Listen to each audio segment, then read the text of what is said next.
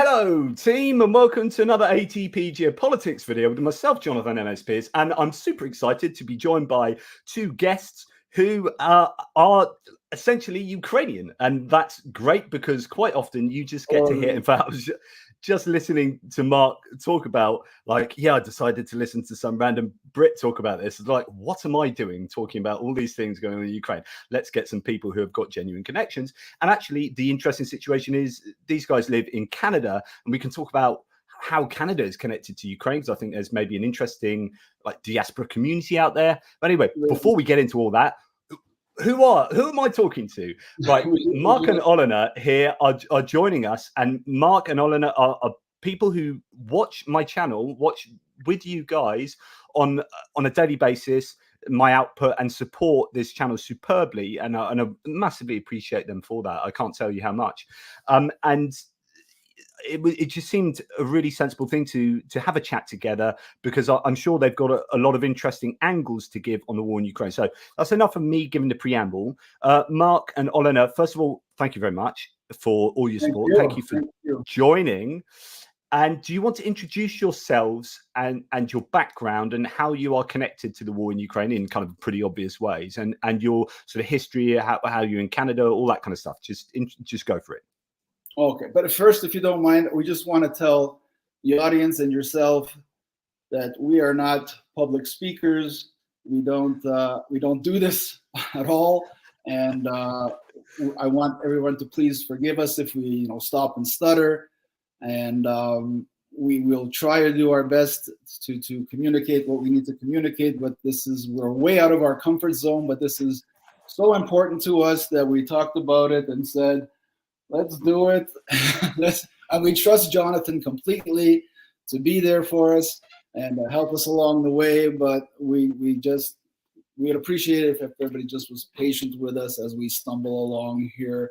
And our puppy Charlie, I don't know if you can see Charlie, but he also speaks fluent Ukrainian and Russian, so he is very dear to our hearts. And Olena wants me to start first, just so she can get more comfortable. Just don't worry about it, because I've done more stuttering on this channel than either of you could ever do in your life. I mean, goodness me, the umming and ahhing and like the number of videos I start and then have to restart again, like 6 times lucky. I'm like, come on, mate, sort it out. So you don't worry. It is what it is. Okay, thank you. Well, first I say that I am Ukrainian. My mother and father were both born in the west side of Ukraine. My father was born in 1924. I don't know how much detail you want, because they have their own story with Russia, and I'll be as brief as possible. But my father, he was the youngest of 4, 5, 6, 7 children. And when the war began, he was only like 15 years old. And the Russians came to his village. They took 3 of his brothers. He never saw them again. But he was too young to take, apparently. So he stayed on the farm, worked with his father and his sisters, and then eventually the Germans came and took my father and took him to Germany. But again, he was very young, so they put him in a work camp. He escaped from the work camp with a friend of his, with the whole crazy scene, as he tells me. You see it in the movies with the searchlight going around the grounds, and it's all fenced in, guards, on the tower. But he and his friend, every night, they'd have a cigarette and loosen the dirt by the fence. And then one night they just went for it. He said he ran for 2 days because he was so scared. And he ended up on a farm in Germany and worked there. My father, when he speaks of Germany, he speaks very fondly, because there was a gentleman who owned the farm. His name was Bauer. That's all I know about him. And he hid my father and his friend from the Nazis whenever they came. Luckily, it was a very isolated community. That's all I know, a very isolated farm. And when the war was over, then the Russians came looking for, Russians who defected or hid or whatever. And again, they were promising to take Ukrainians back to Ukraine and everything's going to be fine. But my father's thinking, I don't like the sounds of this. So they hid and eventually were able to leave Germany, and they, as a lot of people did, they just scattered around the world wherever it was safe after the war. And my father ended up in England, jolly old England. And he worked in England, started a new life there. My mother was born like in 1937, but they moved to Poland just in time for the Russian and German co-invasion. You know, both sides invaded Ukraine, Poland, and agreed to split it up. And so she was around for that. But eventually, through relatives and friends, they asked my dad if he wanted to get married because they knew of a nice Ukrainian girl in Poland. She went to England to meet my father. A few months later, they were married.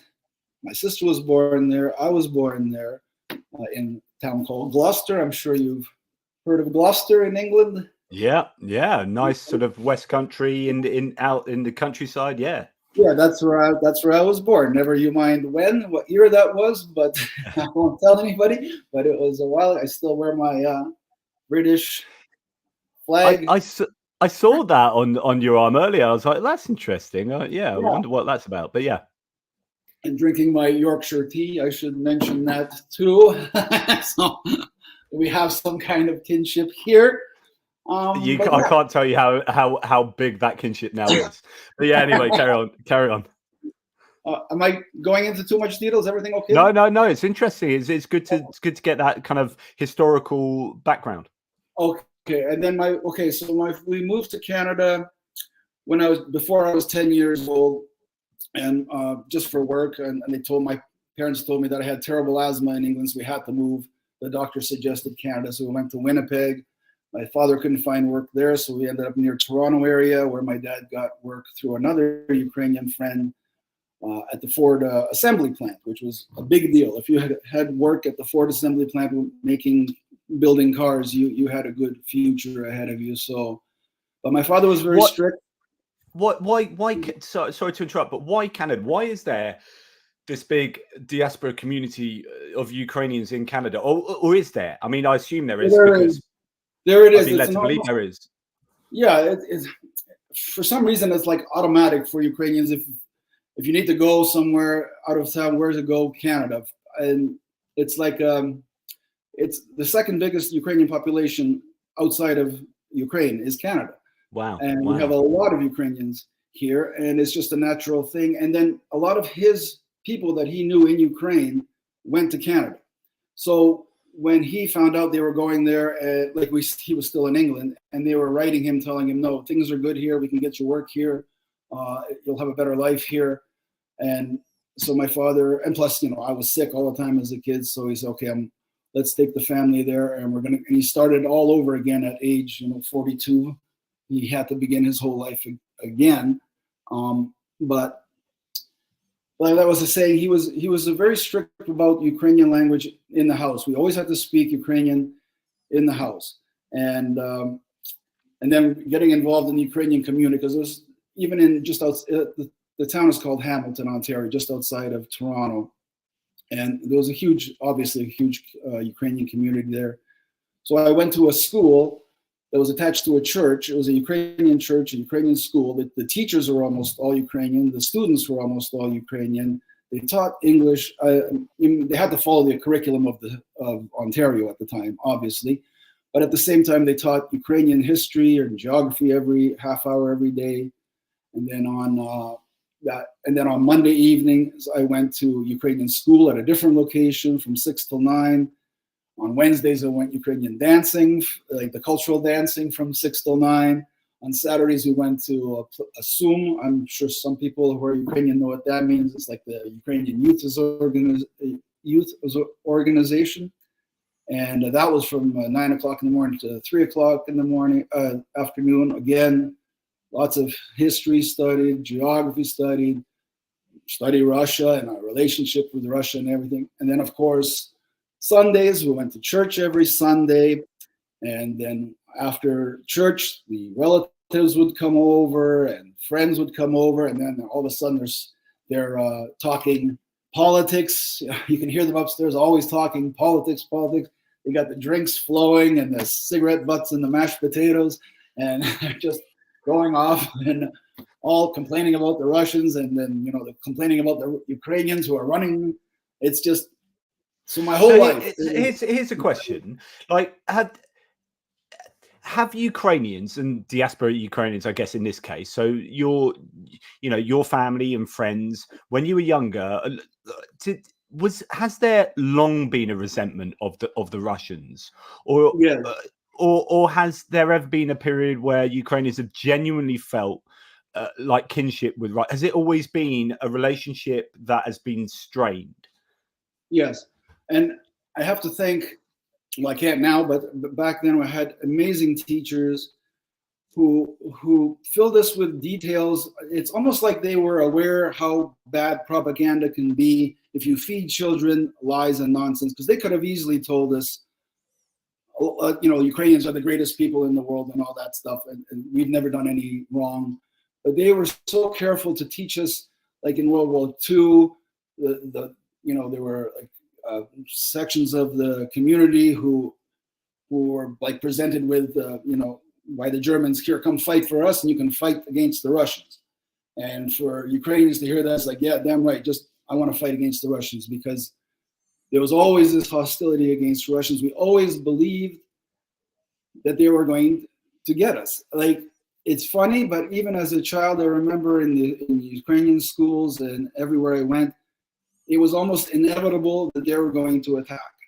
And even in 1991, when everything seemed like, okay, we've got our independence now, we're going to start going on that track.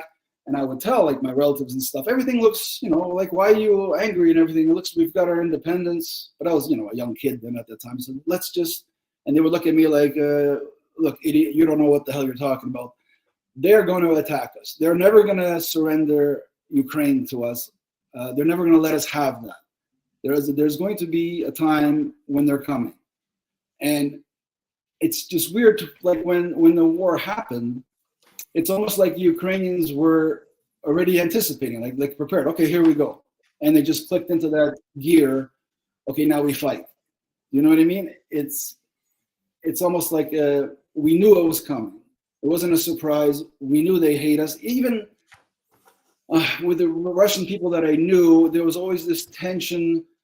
Like, I know what your people did to my people, but we're just going to keep that quiet.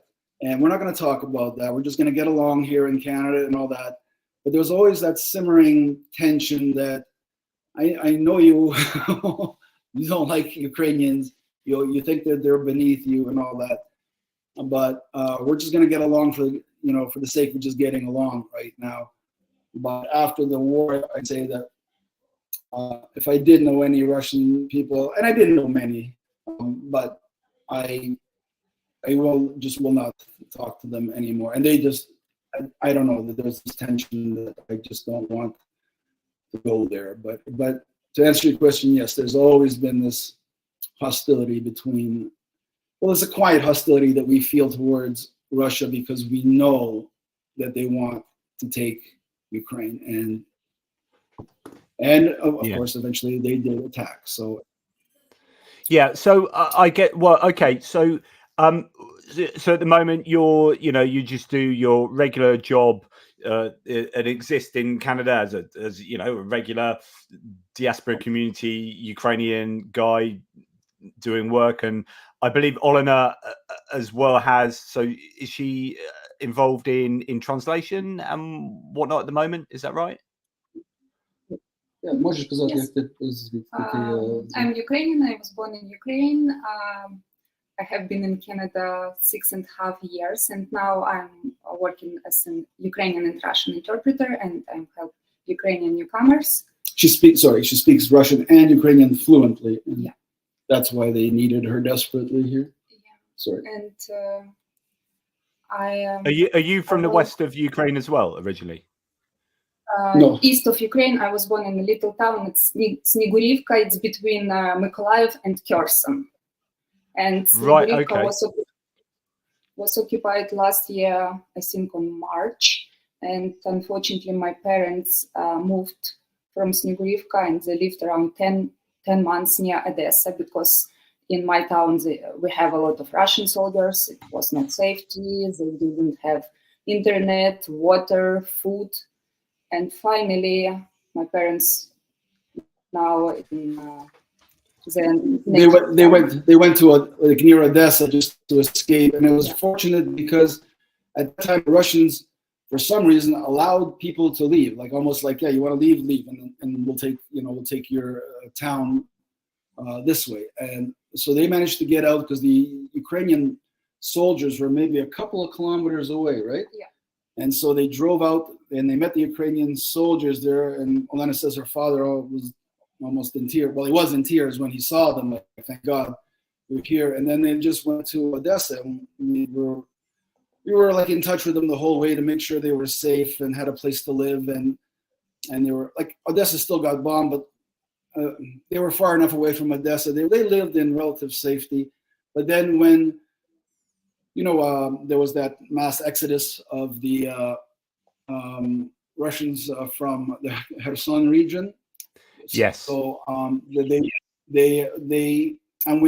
enough, I was watching that on your show, and you just mentioned it almost in passing, like Snigurivka has now been liberated, and it's like that was like the greatest news for us. And we talked to their parents, Olena's parents, and said, like, don't go rushing home right away. But so far, it looks like the Russians have left there. Maybe it'll be soon time for you to go back. And eventually, they did go back, and they know, thankfully, their house was relatively still intact. Yeah. What do you remember? This is a funny thing that you mentioned a place, and I'm like, yeah, I remember that. Back from the whole Kherson. So I've just gone straight there on the map. Hopefully, it's the right place. Yeah. And I do seem to remember there are some bridges that were that were quite key around there that were blown up. There was a pedestrian bridge, if I remember. Anyway, it's just random. So there you go. That's where your parents' hometown is on the map. So so you were keeping in contact with your parents as they were, being involved with the invasion on a very, very they were first-hand experiencers of this war. Were you? How much do people on the ground know about what is going on in Ukraine? Like, you were talking about how you were kind of communicating things that I'm telling them, maybe, or are the people, I guess, older people who might not access the internet, do they have a great knowledge about what is going on in the war, or it's just interesting? Yeah, I understand. Jonathan, you mean now or when the war starts? Well, just at any point, throughout the war, where do people get their information from, and is it accurate? If you're an elderly couple living in Snigurivka that maybe doesn't use the internet all the time, like, are you just do you listen to radio? Do you listen to TV news? Yeah, she wants me to answer, but yes, they do have access to the internet, and both her parents are. It's funny, we call her father Mr. TikTok because he likes to go on TikTok a lot and stuff. But they're very involved with how prejudiced of me to think, older people aren't going to use the internet, and there's Granddad TikTok going. My mother has no idea what's going on, like, with the internet, or she thinks that's like space stuff. But I guess they, out of necessity, they have to. Yeah. That's the only way that they can get information. So their information is pretty up to date. And then they do have soldiers coming in. They do have doctors from Europe and Canada and America coming into the town to take care of they don't charge, how do you call it, like Doctors Without Borders, I think it is. Yeah. They come in and help, and everybody supplies them with good information. And they're not far from the city of Kherson, which is at one point it was a very big city, but it's sad to see how Olena says that from what she hears, like 80% of the population of Kherson is gone, and that's where she went to university. She went and she worked her way through university there, shipbuilding engineering. So she's a very smart girl, but and seeing all the scenes, like she'll show me sometimes what the videos of what people are posting about how the city looks now, and she said that's where I used to go shopping. That's where the market was. That's the train station, and it's all looks like a complete disaster, and there's not many people there. It's so sad along the Dnipro River, where you're having the aviation, those bombs are hitting all of these settlements along there, but you still get Kherson still gets hit by just routine artillery shelling on a daily basis, and the number of civilians that live there must be living a really treacherous life. I mean, do you get the sense that, because my understanding is that people were really, really excited when Kherson was liberated, and then just absolutely wonderful scenes, and then gradually over time you've just got this situation where those people are now being bombed consistently or shelled consistently by the Russians, that this kind of happiness has kind of turned to deep disappointment. I guess that. Yeah, it's sad, because I remember seeing, we saw those scenes of celebration and everything, and we both knew this is going to be short-lived, because there's no way in the world Russia is going to allow this. And this reminds me of when you had Andrew Papecha on once, and in my clumsy way, I was asking a question about Ukrainians has all their defenses around Kiev, and maybe that's why they were sending so many missiles and those Shahed drones. No, the Shahed drones, they're like 75 that one night, and like to make sure that they stay there, the defenses stay around Kiev, as though that's their main objective. But the people in Kherson, Mykolaiv, and Odessa do not believe that Russia has forgotten about them. And people will say, like, oh, but they don't have any troops there. They're like, they can barely contain Kherson now. But at the same time, you have to realize how patient and determined Russia is. They can wait this out. They can bomb the hell out of Kherson and keep it going. Like I said, there's like 80% are gone now. And they can just keep softening up that area, because everyone believes they're not going to be happy until they have Kherson, Mykolaiv, Odessa, and keep Ukraine landlocked. And even if they join NATO or get us some assurances from the EU, they're landlocked. They can make them, Kiev can still stand, Lviv can still stand, and Kharkiv can still stand, but they can make them dependent on Russia, and again put in their own puppet government and somebody who's loyal to Putin or the Kremlin, and control them that way. But they really, and all the way to Moldova even. I mean, they believe that Russia has not forgotten about Odessa and the big scene of getting all of that.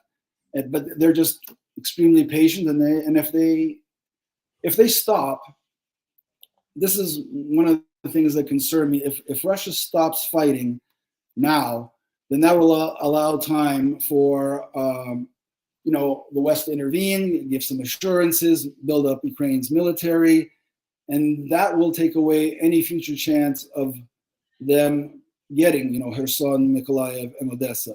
But if they keep fighting, and as long as that window is open, even though they're, it's a disaster and they're losing troops and they're ruining their economy and their reputation around the world, that this is their time to just keep going and wait out the war.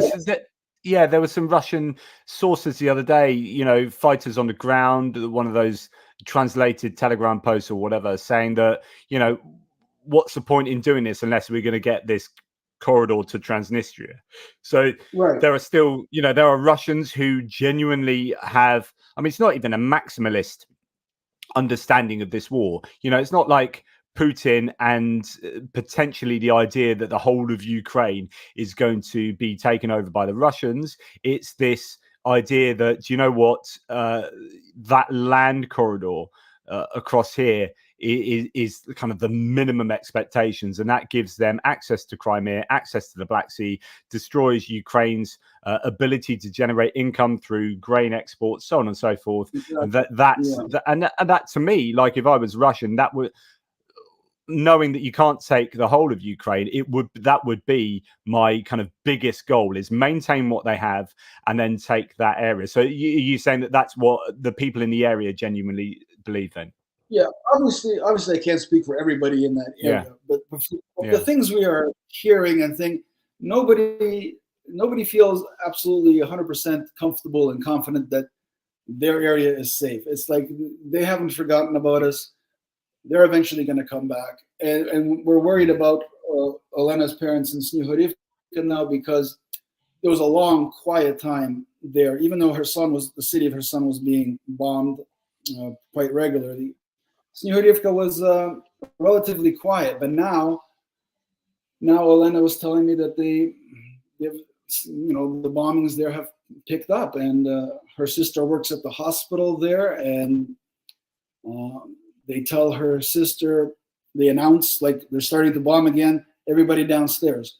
But her sister is like a nurse there. She says, I can't go downstairs. I've got all my patients to look after. I'm not going to leave them, which is like heartbreaking, and it's very admirable, but at the same time, it's, she's in danger. And so we're thinking, do we have to tell them, get the hell out again? Like, it's time to leave. But they were so happy to return to their home. They live on the outskirts, and they have like a big piece of land. It's not a farm per se, but it's a big piece of land where they have goats, chickens, and rabbits, and all sorts of vegetables that they grow, and it's theirs. You know what I mean? It's home for them. And thankfully, it survived the occupation. Like, they relatively left everything still intact. And even when they blew up the Novokakhovka dam, that whole river flooded all the way up. But they happen to be on the right side of the river, the higher side of the river.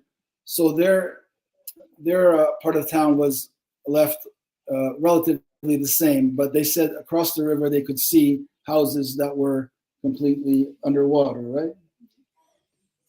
Wow. So that was for those who are looking on the map here.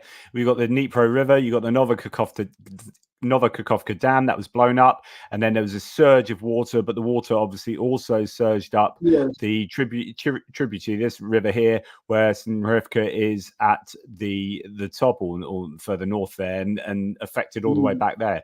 Interesting. So what are the general thoughts of people, friends and family that not only in that area, but generally around Ukraine in terms of at the moment? So we're approaching 2 years of war, right? We have seen ups and downs. I've been speaking last couple of days, I've been saying, a little bit down about, Western aid from the US, from Europe, from, talking about production of artillery shells, and the delivery of military aid, I think, isn't as forthcoming as it should be, as well as Ukraine struggling to get troops on the ground, suffering a kind of war fatigue themselves, no doubt.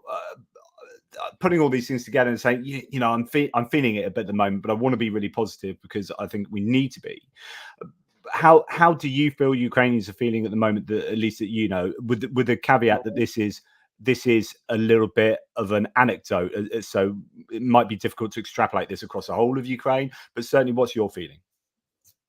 This is one of the reasons why I love you. I love you. I love you, Brock, because you say things that I am thinking, and a lot of people are thinking, and that is that we can't give up. You use the example of, and I'm with you. Like, I have tremendous highs. I think, everything's looking really positive today. Everything looks like the future is going to be good. They're going to fight. They're going to get the weapons, and then the next day I'm down, and it's like I'm simpatico. Like, I'm riding that wave with you the whole time. Yes, and it's frustrating, but I'm always hopeful. And there's another example that you give that I give to everybody that I talk to, like English people and stuff, who say, like, this has gone long enough. Like, why don't you stop? Why don't we do this? And it's the same example you give. It's like, okay, somebody just breaks into your house, and they want your house, and the neighborhood and everybody is there, and they're saying, no, you fight them. We're on your side. Keep fighting them. And they kill your wife. They rape your daughter. They torture your son. And you're still like, I can't give up. This is my home. And then the neighborhood, time goes by, and the traffic is building up on the street. They can't get their groceries. It's costing the city money. And they're saying, you know what? Maybe just give them the basement or a couple of rooms on the main floor. Just just learn to live with each other. It's like, how do you stop? Do you know what I mean? Am I making any sense? And yeah, of course you are. I mean, as you say, this is a sort of example I use all the time, but it's really easy for other people to say, I think you should compromise. You know, it's very easy. It's like, because it's not your house. Right? It's very easy for British people, Americans, French, I don't know, whoever, to say, yeah, I think you guys should compromise and do a little bit of a peace deal. And you switch the table and say, hang on, right? If your country was invaded, would you just go, yeah, sure, you know, we'll give up Texas and Arkansas. That's no problem. Like, yeah, we'll just give them to Russia or Alaska and Washington State. It's like, yeah, that's never going to happen. You would never do that. So it's quite presumptuous to say to Ukrainians or about Ukrainians that they should give up part of their land when overtly invaded. It's just that it's an insult. Yeah, and then another thing is the relationship between Russians and Ukrainians. It's like I cannot ever foresee it ever being the same again, because Olena will testify, like well, you know, how she'll dispel any myth that you couldn't talk Russian in Ukraine or anything like that, because Olena's fluent in both languages. She went everywhere speaking Russian, Ukraine, didn't matter. Yeah. But the thing is that they've the relationship now between Russia and Ukraine is so strained that how do you form a peace with them? I'll never forget when the war began, and then Olena's the village where her parents are, Snihurivka, when the Russians came in there, and you can see them, and they showed, you know, videos of even in Kherson soldiers walking. It was almost surreal. Like this can't be happening. Like at the beginning of the war, it's like if you looked out your window one day and you saw, you know, troops marching down your street and we're going to take over your town, you'd be like, this isn't real. This isn't happening. But then, you know, the troops came to her house. Mother and father were there, and Olena says one was like 40, a teacher or something. Yes. And the other one was like 20. The other soldier was like 20 years old, and they came in, and you know, said, "Hi, how are you?" And it was like all very polite at the time, and then her mother asked, like she spoke Russian, of course, so she asked them, like, what are you doing here? And they said, well, we're here just to see if you have any weapons, if any soldiers are hiding. And then the mother said, no, I mean, what are you doing here in Ukraine? And basically they said in their language, like, I don't know, lady, honestly, I don't know what we're doing here. And so being, you know, the Ukrainian mother as she is, she asked them, do you have enough food to take with you and all that? And they said, oh, no, we have enough food. Can we offer you something? Are you okay with the food? And she said, no, we're fine now and all that. And then they left, but as they left, she's telling them, you know, behave yourself while you're here. And this is like all early days still, you know what I mean? And nobody knew the gravity of what's going to happen, because now she says, had I known what I know now in Bucha and all the stuff and all the rape and torture and all that stuff, she said, I would have fed them poison when they walked in. And that's what that whole relationship that was almost, like I said before, like, we know what your people did to us. We know what, you know, you're not happy that, you know, Ukraine is independent and all that, and you'd like to take us over. We're just going to not talk about that and just get along. But I don't think that is ever going to happen again. And I don't know if you agree with me, like that relationship between.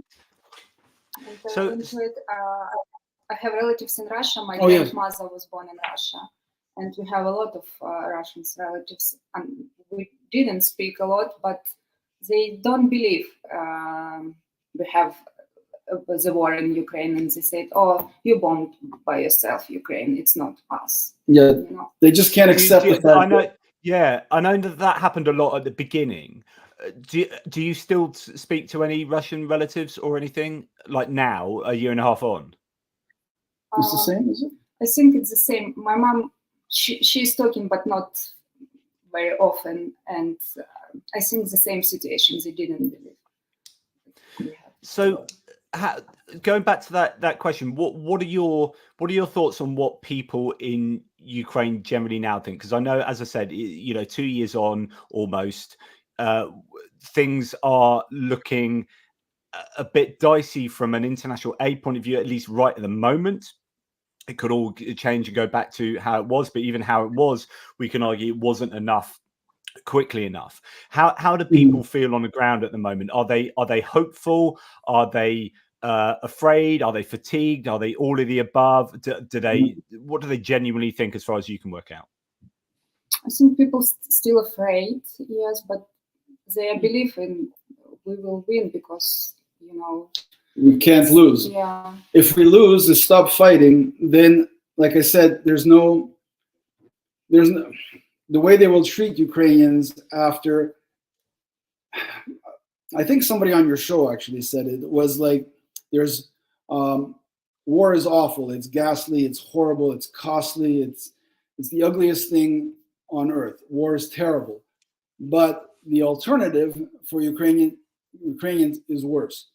They will not have their freedom again, and they will not. The sense I get is that they will not stop fighting. Someone said if the West stops supplying us with weapons, then we will use sticks and stones to fight Russia.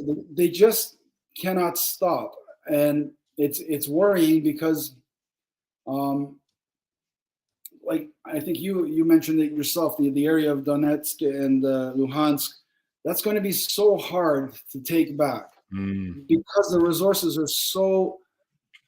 I mean, all the resources and the troops aren't there to take that whole area back. So, and maybe like a lot of Ukrainians already have, like ethnic Ukrainians have left that area because of, am I right? Like they kind of like escaped from there because they know they're not welcome. They're in danger being there. So who's left? Maybe. Yeah, I mean, this is a problem that you get. All of the people who are pro-Ukrainian will have left there since 2014, right? And then that leaves people who are either not bothered, ambivalent, and people who are very pro-Russian. And then during that time, of course, the Russians are then bringing in people into this area from inside Russia, and you're hearing now that they're planning on bringing a whole host more in, possibly even from the sort of eastern reaches of Russia, that then give a false sense of what these people believe. So then when you're trying to think about, well, how do we kind of take this back, or how do we administer this area if it's full of people who don't really want us to be there? And then the pro-Russian, the pro-Kremlin voices will be going, well, just give them a referendum and see what they think. But the problem is, you're giving a referendum to people who aren't essentially indigenous to that area, and it's like effectively asking Russians inside Russia who've just been moved there whether they want that to remain like Russian or be Ukrainian. And so you can't even do a referendum that's fair, because the people who should be there aren't there, and the people who are there shouldn't be there. And so it's such a hot mess as to how you sort something like the Donbass out. But yeah, because like I said, the people don't want to give up. They want to keep fighting in that, but at the same time, it's like something is righting itself, and that's part of it. You know what I mean? The Ukrainians have left, the Russians are coming, and settling there. It's kind of righting itself how it will end there, and that's very frustrating and very sad. But at the same time, there's hope for Crimea, because the same thing can be said for Crimea. All the Russians that are there might eventually feel the pressure and leaving just the Ukrainians behind in Crimea. And honestly, for me, I'm more hopeful about the Crimea and that Kherson on the left side of the river. I'm more hopeful there than I am about the Donetsk. And yeah, definitely. I mean, they're like slowly but surely they're demilitarizing that area, and if they can even keep it demilitarized forever with some kind of agreement, but it's still, this could go either way still, and it's just we just don't You just can't get out. It's tough. Yeah. Well, let's rewind a little bit to the beginning of the war. So that's kind of like how attitudes are now. And I guess the conclusion you're giving is that people are still very positive because they have to be, and they will fight to the bitter end. Mm-hmm. But I don't know whether they're, it's not quite, they're not quite as bullish or as positive. I don't know. I'm projecting myself here onto Ukrainians. So this is possibly a dubious statement for myself, but I wonder whether people are, finding it, as you would expect them to, more difficult now than maybe a year ago. A year ago was at the time when the Kharkiv counteroffensive was looking good, mm-hmm. and Kherson was kind of, the Russians were pushed back across the river, and it's all looking very positive. So I think, as you say, there's ups and downs. But going back to the beginning, ups and downs, but overall, there's still that fire that I feel is inside every Ukrainian there. That's like, we cannot stop. We'll live with certain consequences, but we're going to fight no matter what. You know what I mean? It's like, there's not a point where we can say, okay, we give up, you take this. That point has not come yet, and I don't think it's there in the future very soon. So going back to the beginning of the war, did you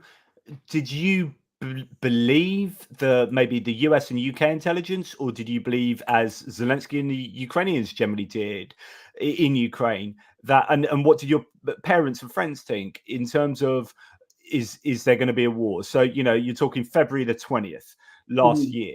Was it kind of like, yeah, they're not going to attack? I mean, that'd be nuts if they attacked. Of course, mm-hmm. Russia aren't going to attack. No, my parents, they didn't believe, but I think they know we have a lot. Before 24th of February, we have a lot of Russian soldiers near Ukrainian border. I think it's like near Kyiv. They know about, but they didn't believe them. Maybe it's like, I don't know. We heard that a lot, even from like English-speaking people. This is just a ploy, just to, just they're hoping that Zelensky will flee like the last president, just get scared and just flee, and they don't have to do anything. But my sense, just from everything I told you before, how I grew up and kind of anticipated that one day this is going to happen, I always had the sense, no, this isn't some kind of show. This isn't this. And I'm looking at, Putin's age and all that, and how he wants to go out being remembered as this great Tsar, the greatest, liberator of Ukraine and all this. It's like, I think they're coming. And I would tell people that, and people think, well, no, you're crazy. Why would anybody do this? This is 2022. Nobody's going to start a war like that. This is all just for show. But I kind of realized that, no, this is going to be serious, and they're coming, and we got to get prepared. And I have, like, the UK responded so quickly and so bravely, I think. Like, it was almost a relief to have like a nation like the United Kingdom and immediately stand up and say, this is wrong. We got to stop this. And it was like, thank the God that you don't believe in that.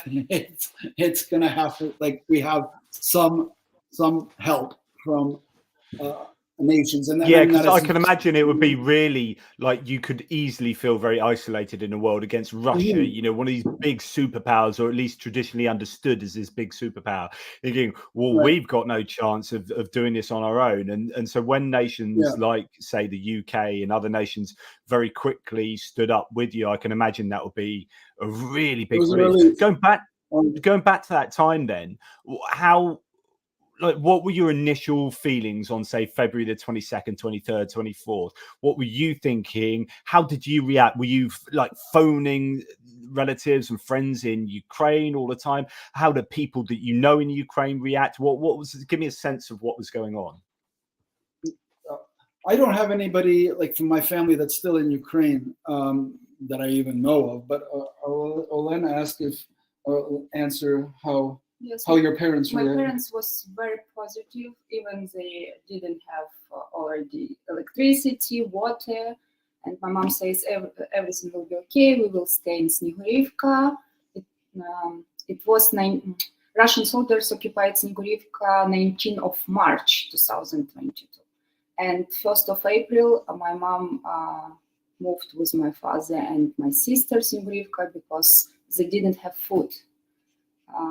Unfortunately, yes. But on so March, that's interesting because that's something that people, sorry to interrupt, but that's something, Olena, that people have wondered about, is how did Kherson get taken so quickly? And there's all these theories about how there were collaborators that enabled that, or really bad decisions and ill prepared and all sorts. But Kherson seemed to just go really quickly. So that's interesting, like just 1 month, and then suddenly they don't have their own hometown under Ukrainian control. Yeah, Olena, I was just asking, a lot of people, and herself included, and family suspected that there were collaborators that allowed this, like, almost throughout the welcome mat, if you will. But the people, as you saw on like the videos thing, when the Russian troops came in with their tanks and their armored vehicles, they protested on the streets. That was the people, and it was like I was saying before. It was almost surreal. How is this happening? They were brave in a sense because this can't be happening. Like, it's not this. We don't believe this is. We can stop this by just telling them to leave. You know, like, no, you're not welcome here. Go. And that's how naive it almost seems like people were. It's like, we don't want you here. Just leave.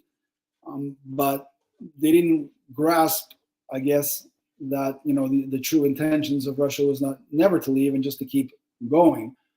But thankfully, is that to say that Olena's parents, for example, and others were, you know, so really positive about it, didn't believe that the worst would happen until literally their town was taken over?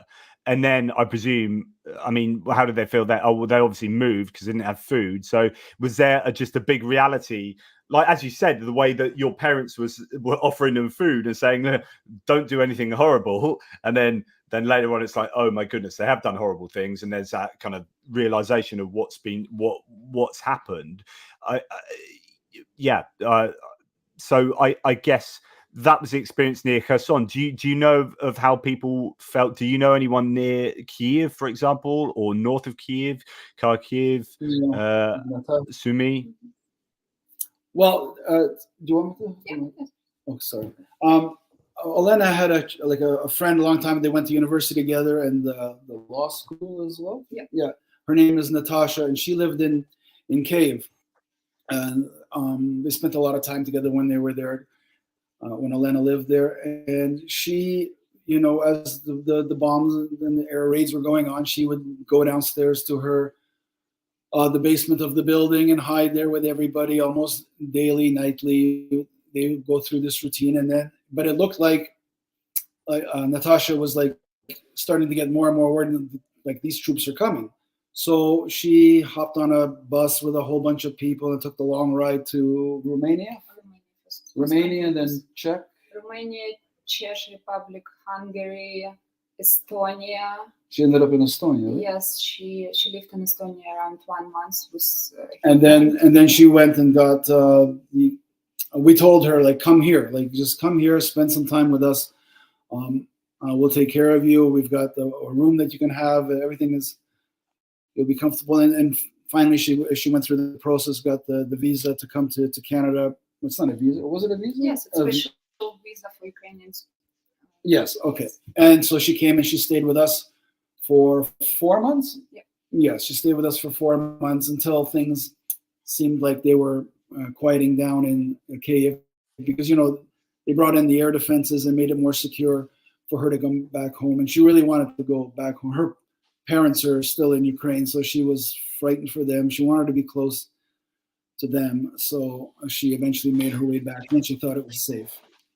So that leads me on to this question, Olena. So you are helping people with translation, Ukrainian, Russian, English. So those are, I presume, mainly migrants coming over from Ukraine. Have you noticed a drop in people coming from Ukraine? I mean, obviously, I assume right at the beginning of the war there would have been lots, and then has that tailed off? But then also, have you noticed people wanting to go back or feeling it's safe enough to go back? Is that happening more, like you talked about with your friend?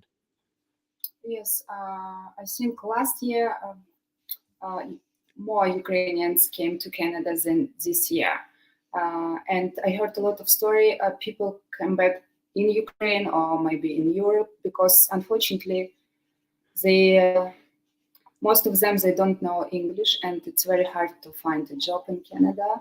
And yes, Canada is helping a lot, especially to get visa. It's for now for Ukrainians, it's very easy, and financial support from federal government is 3,000, but it's just one time. And Ukrainians, they don't have credit history in Canada, and they need to pay like for 3-6 months for apartments, and it's a lot of money. And I heard a lot of story. Unfortunately, people came back to Europe or Ukraine because it's, for example, Kyiv and Odessa, it's safety, we can say like that. Yeah, I don't think they were, because people talk there and they don't have the right information, and they start saying, oh, go to Canada because Canada will set you up with a free place to live. You'll have money in your pockets. They'll pay everybody this and that, and they'll give you free health care. But people will believe it without realizing that if you don't speak English, you're going to have a hell of a time here. I don't know what it's like in England there. I'm assuming or maybe people are more aware that we need to have some sense of or knowledge of English, and so we can communicate with people when we're in Canada, so we can get a job, so we can secure a place to live, so we can secure credit and start over and all. But a lot of people are struggling when they come here. They realize it's not, Christmas time and everything is free and everybody gives you everything. It's like those people who have English skills and can transfer those skills to the workplace here, they're settling in nicely. They can make it, but without English, it is really hard for them to stay here. So a lot of them will stay here and get beat up by reality, and then they just say, finally, you know what, we're going to go back to Ukraine, or maybe back to Poland or other places where we can communicate better. I'm pretty sure that's going to be a universal experience for Ukrainian refugees. I'm fairly sure. Just going to take a bit of a time out in terms of Brett Golding, the hairy Kiwi. Mean choice, bro. Nice one. Really appreciate that. That's my attempt to do a bit of Kiwi accent. Thanks, Brett. Really appreciate that, mate. Paddy, thank you so much for gifting 10 geopolitics memberships. What a legend. I won't try my Irish accent, to be sure. Tom, thank you so much, dude. So how quickly, he asks, how quickly did Ukrainians adjust to the new reality of war? Is war kind of normalized now? Do you think it's only been 2 years, but 2 years is or not even 2 years? But that is a hell of a long time when you're living it every day.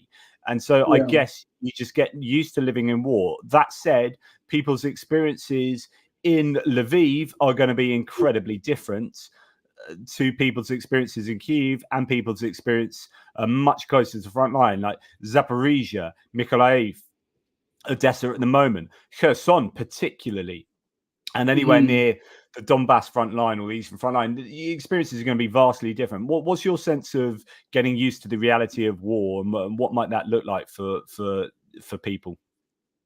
I know it sounds strange, but it's almost like it's in our DNA about war.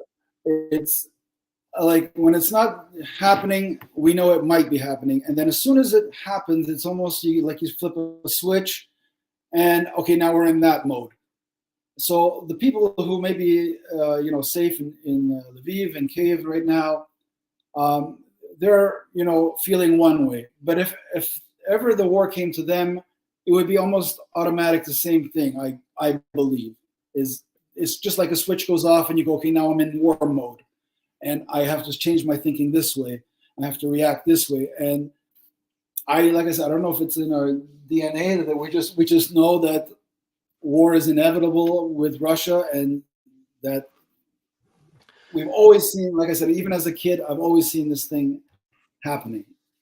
What I wonder is, there must be so many basements around Western Ukraine, like basements in Lviv, that are just rammed with Molotov cocktails. Because right at the beginning of the war, when everyone's like thinking, oh my God, Ukraine's going to get properly invaded, they're going to march on Kiev, then they're going to march on Lviv, and everyone was making Molotov cocktails. You had these like, you know, kitchen factories creating them, and then that never happened, and everyone's like, oh brilliant, well, we got like 2,000 Molotov cocktails we got to do something with. I reckon there must be so many dangerous houses in Ukraine. Well, let's just save them for later. You know what I mean? We got them saved up for later. But like I said, when the war happened and they were threatening to come into Kharkiv, they were showing all the students, like you said, making Molotov cocktails, just preparing that and making signs for the, like, welcome to hell for the Ukrainian, for the Russians. Like, if you want to come ahead, and you're not going to be welcomed here. So just you said this, nobody's going to be throwing flowers and welcoming you here, just so you know what you're in for. And it's just like, even children, like, we're like in that mode of, oh, we're at war now. Okay, let's get back. We're at war now, and then just went into that kind of mindset. And that's what it's like I said, it's almost in our DNA that we always have to be prepared for war. And then when it did happen, it was not an easy transition, but it wasn't like a shock to our system. If anything, like in the South, like I said, it was like this disbelief, like, this can't be happening, like, you're not really doing this. But once they realized that they are doing this, that they are coming, then all right. I mean, if the fight is what you want, then the fight is what you're going to get. And we're just so thankful I just want to say, so thankful to America, to the United Kingdom, to Canada too, and everybody who was involved with supporting us, Denmark and everybody. It's just because when the war started, it's like, oh my God, we're going to be alone, and everybody's just going to watch as Putin gets his way. And then slowly but surely, I know it took longer than we wanted to, but it's like, it's crazy to see how people did come to our defense.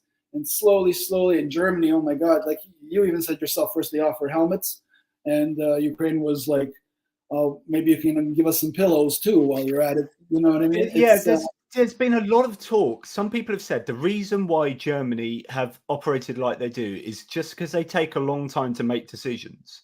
And it's not that or it's arguably not that they didn't care or they didn't realize at the beginning, but it's that they were just getting themselves prepared. And I don't know if this is just a kind of ad hoc defense of Germany, or whether this is genuinely kind of one of their characteristics. Is that, you know, they put these things, they're very organized, they put these things in place, they start making decisions, blah, blah, blah. And then actually, when you understand them like that, then when their aid actually starts kicking in, you realize that the reason why they're now like doing lots and lots and doing lots and lots consistently is because they put that all in place early doors. Whereas the UK maybe have just rushed in to say, yeah, we'll help with everything, throw everything at Ukraine and go, okay, we've got nothing left. We're just going to go back there and talk about it for a bit. Whereas Germany are like, yeah, we told you. So I don't know whether that's the reality, but that could be an explanation. Tom here says, what are the opinions and perceptions of Ukrainians in regards to the counteroffensive? So we've just seen this period of the counteroffensive. Lots of people have talked about it. I've talked about it an awful lot. We can talk about whether it's a failure, whether it's a success in certain areas, whether it's a failure initially, but then they had to change it, all that kind of stuff. But what do the Ukrainians on the ground feel? What do, say, for example, Olena's parents think? They might have been very hopeful. They might be still be interested to see if they're hopeful about what's going on the Dnipro River, and whether they believe that is a great opportunity for Ukrainians. How people I know that you guys are in Canada, and it's not necessarily you would know this, but Як свої батьки думають про counteroffensive, чи не говорять про це?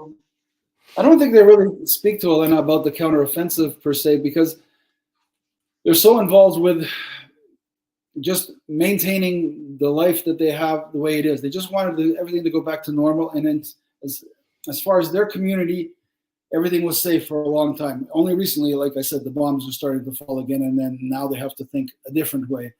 But I don't know if it's the resiliency of Ukrainians or what causes them to think that way. But it's almost like, okay, that's happening over there. Those people will deal with it, and if it should happen here, then we'll deal with it. But that way, well, we have to get back to our lives. I think if you're asking, like from what I can gather, and like I said, I'm no expert and I don't know the opinions of everybody in that area, but from what I could gather and talking with people, like relatives, and it's almost like they went into that counteroffensive believing maybe and hoping that the Russians might just retreat like they did in Kharkiv and just say, okay, here they come. And then, we're not, those Russian troops there aren't like the best trained that they had. And maybe they would retreat. So they were like feeling them out. Are they going to fight back? Are they going to fight back? And it looked like, I think everybody is disappointed with the outcome, but it's at the same time, we're fighting Russia. So it's not like, you know what I mean? They're, despite their, their stupidity at times, and then all their the problems they have within their military and funding and not supplying and their troops with the best equipment or bad training, they still have that ability to make things difficult. And so it's like they backed off.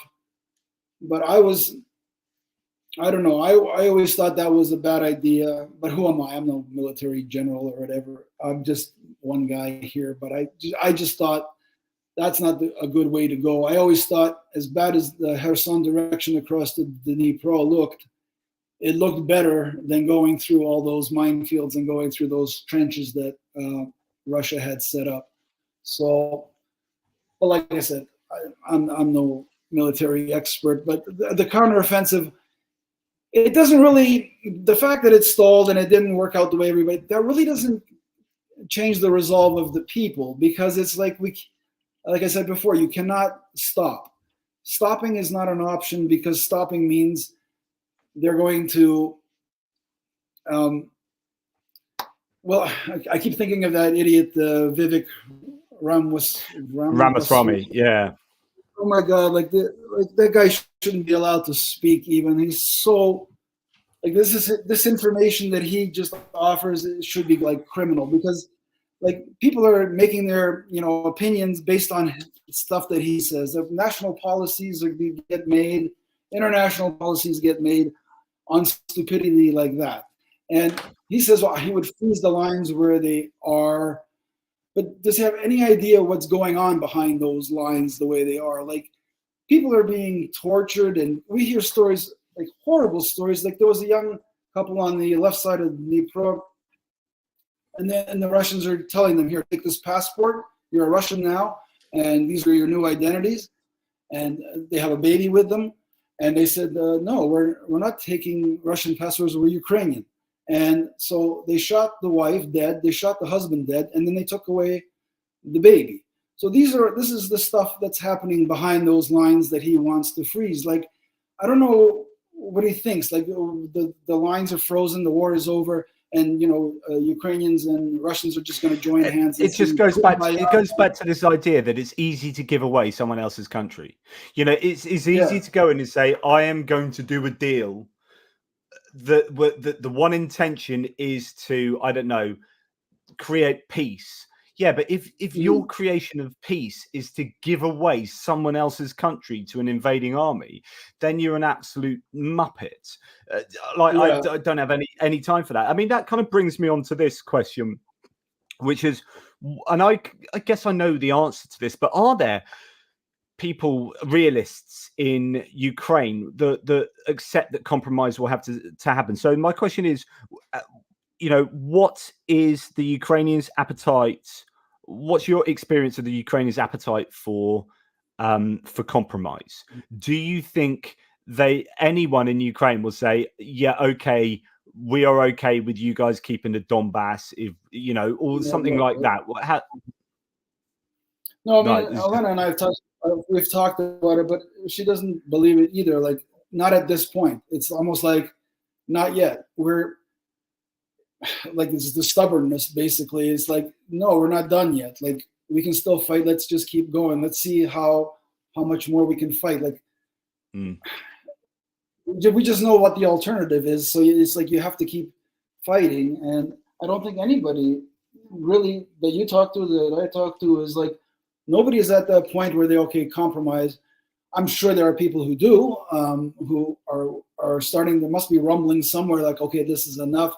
Let's give them the Donbass and all that. But how do you? I just don't know. We're not, fair enough. No. I'd imagine. I think it's right what you say. That certainly not yet. I mean, that's the sort of thing where you say if the Russians. And this is what we've got to remember. Like, even when I have my negative stages like this, I've got to remember that we're talking about somewhere like Avdiivka, which is, no offense to Avdiivka, and no offense to Bakhmut, right? These are tiny areas of a huge country that the Russians have expended thousands and thousands of people in not yet taking Avdiivka. So when I have my negative moments and I go, oh my goodness, they've like marched across a field and taken half a Stepover, I'm thinking, oh, this is really challenging. But that's because I'm living in the micro. And when I zoom out to the macro, I go, okay, but how many people will it take Russia? How many people will Russia have to expend to take a line? Let's draw this on a map that allows Russia to be in charge. Like, say they take the Oskil River that they'd want, and a line that looks something like that, and then goes off to Odessa and Transnistria over there. And I think, right, well, it's taken them thousands to take Avdiivka, which you haven't done yet. It's taken them, sorry, that's Avdiivka. It's taken them tens of thousands to take Bakhmut, and not really all of Bakhmut, or at least not the surrounding areas. And the belief that they can then do this, and it's when they get to somewhere like this that my opinion would be the Ukrainians would go, okay, we might consider compromising. Or do you know what I mean? It's like, oh my goodness, you've taken a whole load of land, and even then, right, that is that area there of Ukraine, and not this area. Okay, so it's about perspective. And so when I ask you, are they ready to compromise? It's absolutely no surprise that most Ukrainians would say, no, I'm not ready to compromise. Avdiivka is not losing the war. Do you know what I mean? Bakhmut is not losing the war. There's a frick of a lot more of the country than those two places. So, start looking at things from a larger perspective than from that tiny little perspective. Sorry, I just had to go off on one there. No, you're, like I said, you're always spot on with all your analysis, and it's like we're thinking the same thing, and I agree wholeheartedly with everything you're saying. But you're right; it's a stubbornness within us that will not. You can't just give up without a fight. It has to be a really nasty fight, and you're pushing your enemy to go further than they even want to go. But how do you stop fighting it? I just want to, if I can go back, sorry, because I didn't do your question justice about Canada's connection to Ukraine, and it's bothering me that I didn't. Please do. Because Canada, in its history, we had like the vast West that was not yet settled. And like in 1896 to the First World War, there were two waves of Ukrainian people that came, and it was like the 1896 to 1914, and then 1914 to 1939. During those times in Russia, where Russia was exploiting Ukrainian land, and well, there was the Holodomor, of course, and Olena's grandparents lived through that part. But Canada at that time needed to open up its West, and they were offering free land for settlers to come and just take it. And then the Ukrainians heard about this. A word eventually got out to Ukraine that a country is giving away free land. And to them, it's like, what kind of maniac country gives away free land? This cannot be true. But, eventually, people would come in, and then they would see, yes, please settle this land out in Canada, because we need to go from border to, like from sea to shiny sea. We need this area populated. We need someone to work this land. And so eventually, word got back to Ukraine that yes, they are offering free land, like to settlers, just come and you will have free land. And slowly but surely, like I said, in 2 waves, people started coming and settling in Manitoba, Saskatchewan, and Alberta. And when Olena arrived here, we went to like both northern Alberta and northern Saskatchewan, and they have, outside of a town called Edmonton, they have what's called the Ukrainian Heritage Village, which is acres and acres of land dedicated to how it was over 100 years ago. And you walk in through these gates, and it's like you step into another time. There are actors always like walking on the street, dressed like people from long ago. They speak Ukrainian. If you speak Ukrainian to them, you go into their houses, and then a woman will come out and she will tell you the story of how they lived there. It's an amazing place, and Olena really couldn't believe, like, she's like, where am I? This is crazy. But I was just showing her like the richness of the Ukrainian community in Canada, especially the West, where all these vast areas of land were just nobody was there, but they wanted the Canadian government wanted settlers there. Of course, there was Germans and Irish and other nations that also helped to build that area up. But if it wasn't for them, I mean, it would have taken longer for Canada to grow as it did, because they really needed people to settle there. And that's why there's the connection there. I mean, we were there and we saw churches from, more than 100 years ago, cemeteries. We walked through cemeteries, and all these Ukrainian names are there from, over 100 years ago. People are buried there, their families. And it's just amazing to see the Ukrainian connection there. And like street names in the towns are named after Ukrainian people. So I didn't do your question justice. No, that's good. Yeah, no, thank you for that. Yeah, I thought there must be a more sort of formal sort of history to that about what has taken place. So sorry for having do you struggle at all with Russian disinformation? I mean, there's a question involving disinformation. Jonathan, what about this recent upsurge in rumblings about the soldiers being returned home after 18 months on the front? So there's this issue of demobilization. So some volunteers had signed up at the beginning of the war, and there was no real time limit put on their contracts and stuff. So there's some issues with that. But is this coming from sort of Russian disinformation? Do you or your guests feel that this is Russian propaganda to drum up discontent? I mean, what's your general view on Russian propaganda? Because you probably speak to people in Canada more than I speak to people in the UK, but I usually speak to people that I already know quite well, and I know their views, and they're generally going to be pro-Ukraine. And so it's, oh my God, Jono's just going to talk some more bollocks to me about Ukraine again. Is usually what I probably go through. But like, no one's. I'm not trying to convince anyone that isn't already broadly on the side. I'll maybe refine a few people's viewpoints, but I'm not dealing with Russian disinformation with the people I talk to. But that's a selection bias for me. With someone like you two, you probably speak to a wider variety of people. You get out more than I do, that's for sure. So you're going to speak to a wider variety of people. Do you come across a lot of Russian disinformation at all? All the time, and especially it's frustrating because Canada, we're so close to the United States that the population here is heavily influenced by what's going there in the media and in politics. So, and people who don't follow the war, they're susceptible to being like taking in that information and believing it to be true, because it's easier just to believe. I have friends or like people that I work with who said that they get all their news from Tucker Carlson, and whatever he says, they know I can believe in what he says. So that's all I need to know, because I don't have any time. And it's like, this is why I put your streams on, your videos on my phone and timestamp them where I know, there's an argument to the thing. And then I just show them, like, listen to this guy, like listen to somebody else for a change. You know what I mean? Like this disinformation is horrible. And I told you, go ahead. Well, I don't want to go down this rabbit hole, right? Because I can.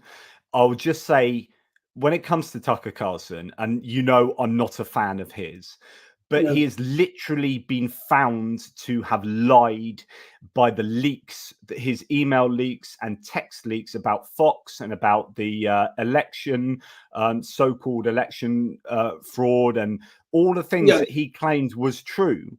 He has literally been found effectively guilty some of it didn't go to court or whatever, but he has been found openly to have lied to his audience on a consistent basis. So it frustrates me when people say, I believe Tucker Carlson, he tells the truth. He's literally been shown to be a liar in most of these big things that he's said over the last sort of 3 years. So yeah, it super frustrates me that. Sorry, rant over.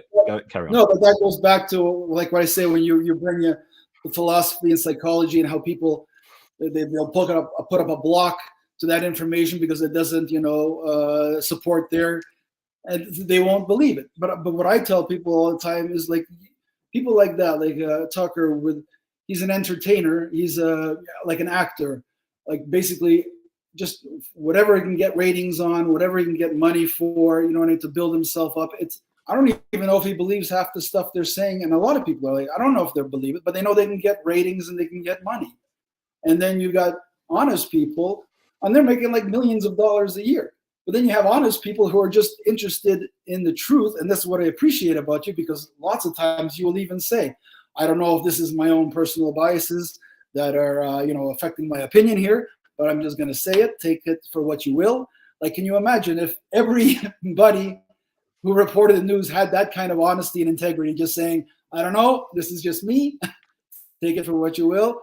God, that'd be a nice world, wouldn't it? I mean, I don't want a world full of people like me, but like, it would be nice if there's what we call epistemic humility. So that's a very big phrase there, but epistemology is a study of knowledge and truth. Yes, and if your humility, like, is you're humble. So if you're humble about what you know and what you don't know, then that's. But right. People who give, like, and again, I'm not sorry to slag off Tucker Carlson here, but if you are in the industry of not doing news, so these are infotainment people, so you've got to be wary on news.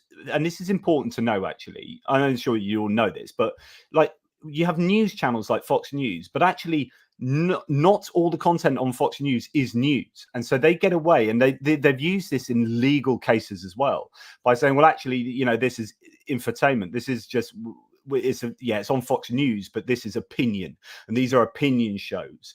And they just get away with talking about, they say we when talking about the Republicans, which I find really interesting. It's like, so that you're not reporting news, you are reporting a political propaganda show, because you're talking about we and us as one political party. Now, whether you're Republican or Democrat, this is not, it's neither here nor there.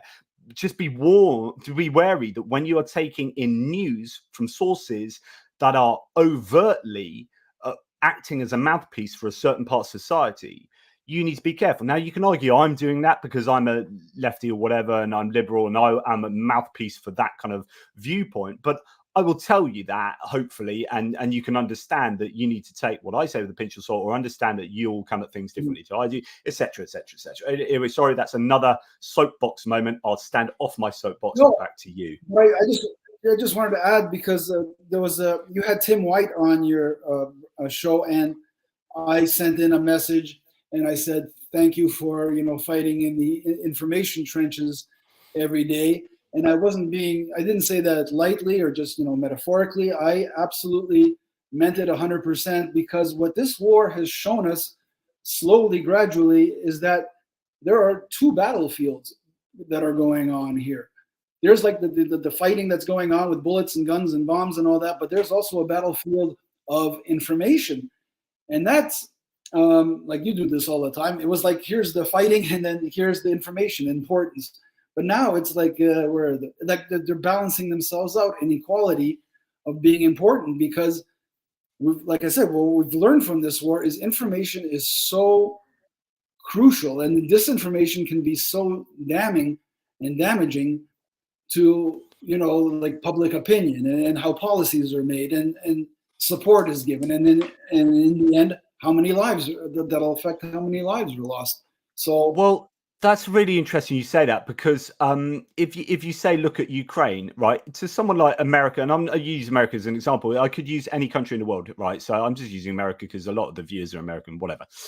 But you could say that for a whole bunch of Americans, the fighting in Ukraine isn't important in and of itself. Like it will make absolutely no difference to your average Joe in America whether Russia is in control of that amount of land or that amount of land or that amount of land.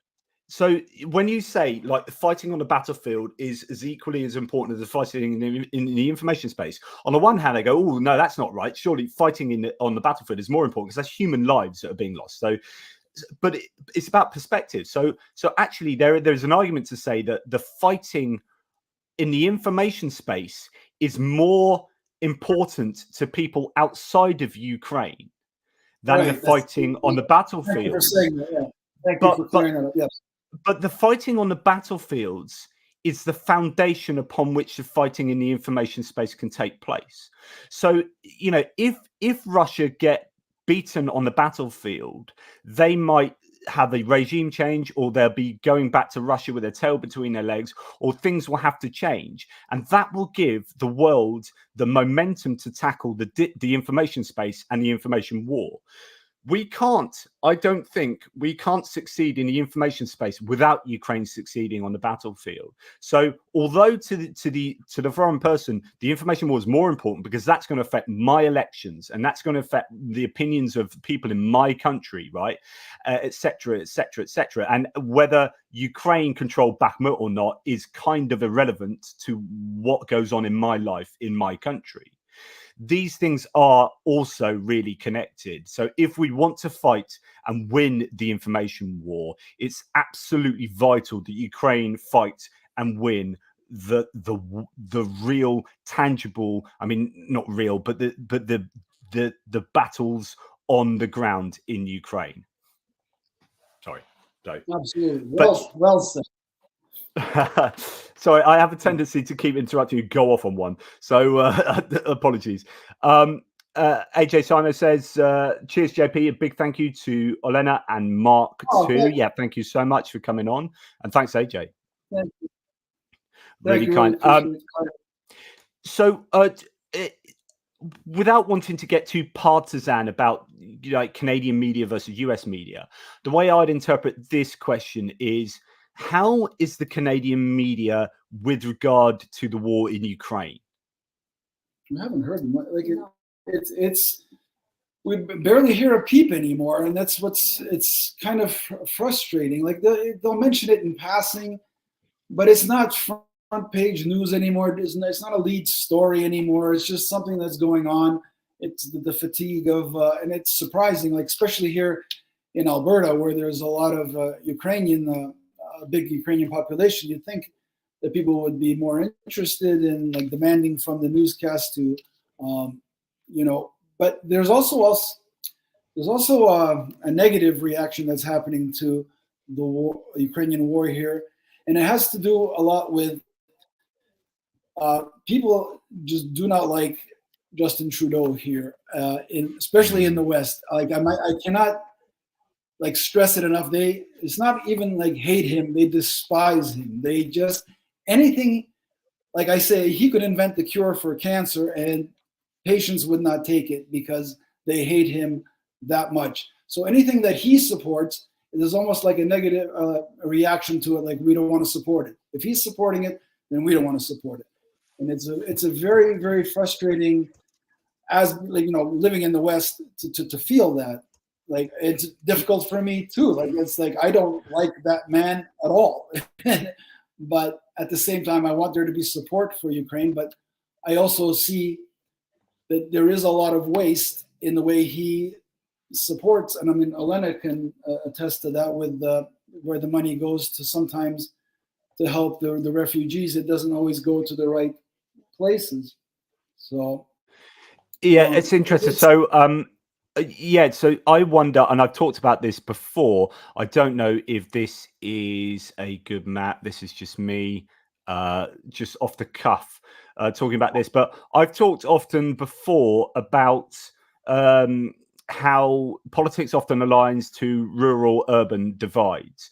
And when you're talking about conservatism in politics, you often see that the conservatism will thrive in more rural places where you have smaller populations or lower density of populations. As soon as you start getting high density urban populations and cosmopolitans, you'll get immigration, you'll get mixing of people.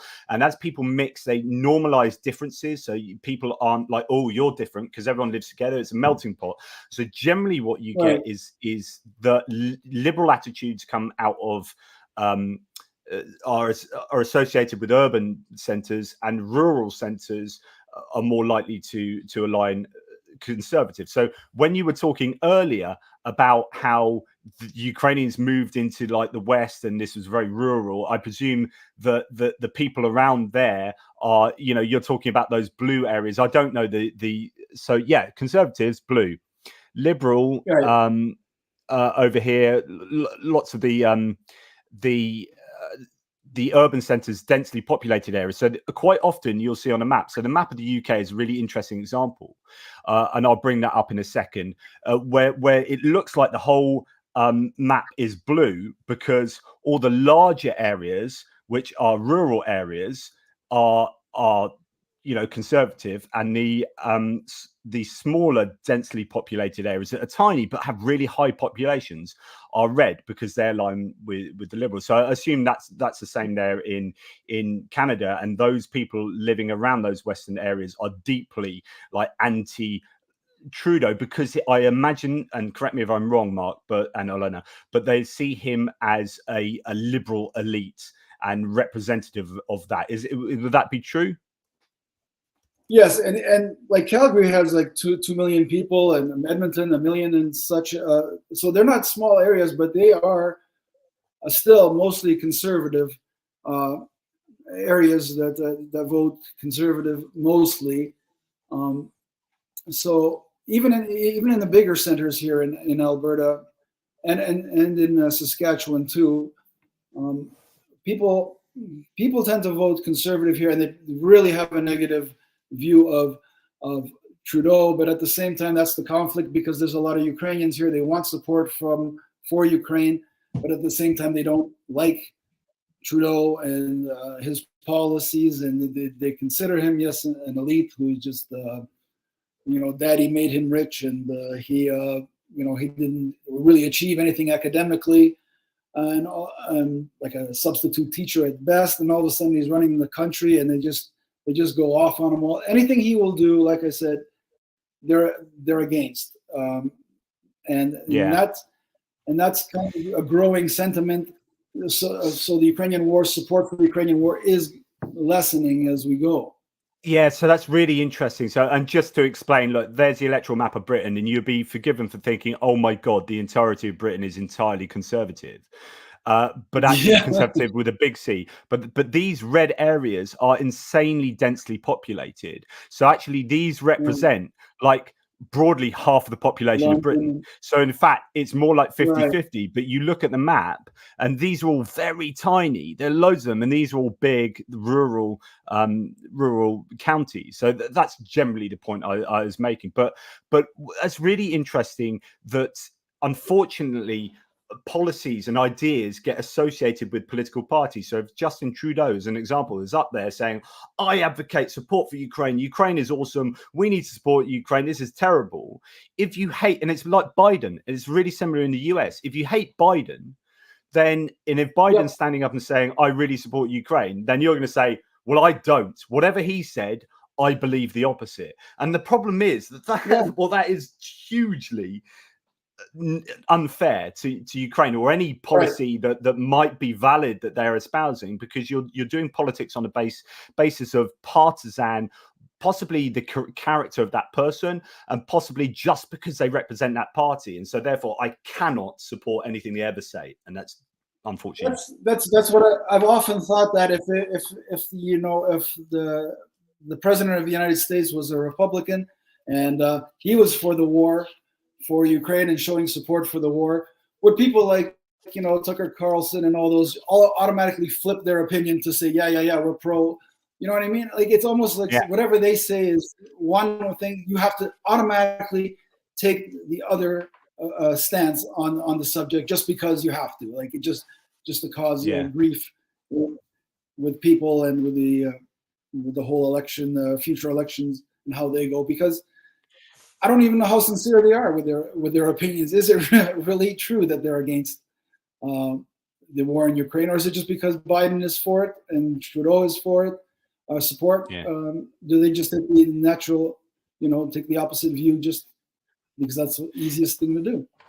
And that is a challenge. The challenge forward is keeping that support up, especially as you go between political parties. So as you have an election, and we're going to have a lot of elections this year, and this is going to be a massive challenge for the countries who are supporting Ukraine at the moment to go through an electoral switch and maybe to have a new party take control. Do they automatically try and dismantle all the things that the previous government did? I mean, I don't want to go into American politics and Trump and whatnot, but one of the things Trump did when he got in was to try and dismantle everything Obama did, because he was like, me good, Obama bad, so whatever he did, I'm going to undo. Even if it's a good thing, even if most people agree it's a good thing, he did it, so I'm going to undo it. And there is that feeling through politics in many countries that actually that might happen. And if that happens, then you supported Ukraine, well, we're in charge now, and if it's not that we're going to support Russia, it's just we're going to cut the funding to that and talk about this and do this. And that is a real worry, because I think it's so important. I think the Ukraine war is connected to so many things that people don't give it credit for being connected to. What are you most hopeful about at the moment, and what are you most fearful about? Most hopeful and most fearful. Most hopeful for me, the war will finish very soon, and my negative feeling, I'm worried for my parents, and I don't know what happened every minute, in Ukraine, you never know. But do you actually think the war can end soon? I mean, is that just as a pipe dream? Is it like, because I mean, so what are you actually hopeful of? Like, what thing recently in the last 2 weeks, what's made you go, yeah, that's really cool, no, that's going to be good, or I'm happy about that? Or is it just all like I'm hopeful that the Republicans will see the importance of supporting Ukraine. I know it sounds like it's kind of bleak now, but there's a part of me that believes, I don't know whether it's, you had Greg Terry on, he said he's like from the Reagan days, Reagan, yeah, and I am too, because when I remember when Reagan was asked, and I've seen it over and over again, they were asking him how do you plan on handling this Cold War with Russia. He had a very simple answer. He said, what's my strategy? He says, we win, they lose. He was so blunt about it. You know what I mean? It was so matter of fact that that's our policy. We win, they lose. And I still believe that there is a part in the Republicans. I know a lot of them are wishy-washy, and they don't want to support that. They go along with their electric want. But I'm still hopeful that there's enough of them there. And even is it Mike Johnson that's the Speaker of the House there? I just keep remembering when I was in America long ago, like 30 years ago, I had an opportunity to talk to two military men there, because it was like a Ukrainian wedding, and I was just fascinated by these guys. They were both like on an aircraft carrier, and I just remember this conversation just recently, and you were saying almost the same thing. Like, you were wondering if once they get into their office, these powerful guys, do they then go talk to the military, and then the military kind of those two military guys in Cleveland, because it was in Cleveland, Ohio. they were telling me, like, when Clinton was getting into office, that he's going to go in and get his holy shit moment. Like, they like sit down, talk to them, and then all of a sudden you realize, wait a minute, I am not as powerful as I thought. And I would love to hear if there's any Americans out there who also hear that. Is that true? Because, like, I don't know if they're just two military guys who want to be, full of bravado. No, we run the country. But it's almost like, yeah, you can think one thing, but then when we bring you into the office and let you know what we want, what we have, and what we see on the table and what is reality, we'll tell you, and then you might, change your mind about what direction you're going to go. It's easy to be. Yeah, it's easy to be in opposition, isn't it? Well, like, anyone can be in opposition. We just shout about stuff and just disagree with everything you say. But then actually, when we get into power, like whatever party it is, it's like you then get sat down with all the different offices, Department of Work and Pensions, the Treasury, the Ministry of Defense, and then all the civil servants and experts come to you and say, yeah, all that stuff you're saying on the campaign trail. Well, essentially, none of that's going to work. And here's why it's not going to work. And here's the reality. Like, here's the reality of what's going on in China that you knew nothing about when you were saying all this bullshit on the campaign trail. Well, now you're in the office with the big boys, girls. The adults are here. We're going to talk and we're going to say actually what the reality is. So yeah, I really do wonder whether there is an element of that could take effect. I'm hoping. I'd be interested to hear if any Americans have heard the same thing or know of the same thing. But then, like, my biggest fear is like, if the opposite is true and the support for Ukraine dies down, we know our people. They will never stop fighting, and they do have all the raw materials to make a nuclear weapon of their own. They do have the know-how to do this. There's increasing talk about this, Yeah, that's another thing.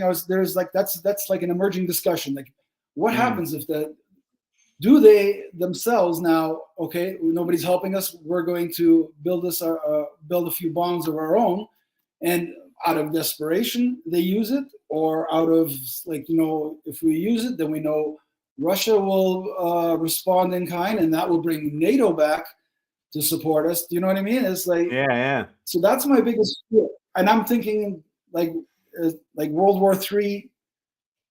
To me, it's like a big locomotive sitting in a station. It's waiting, and it's big, powerful, and heavy. And right now, the whole world has been able to just hold it back. With Ukraine and all its allies are just holding this train in place, but it's starting to lurch forward.